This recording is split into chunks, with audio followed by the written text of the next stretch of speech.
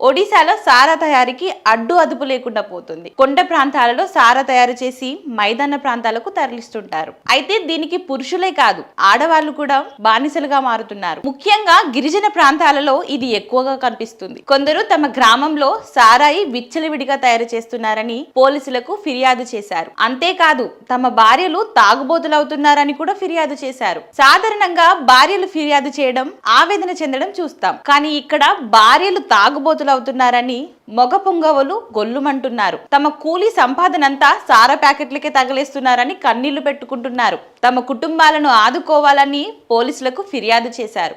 ఒడిశాలోని కోరపుట్లో ఈ ఘటన జరిగింది.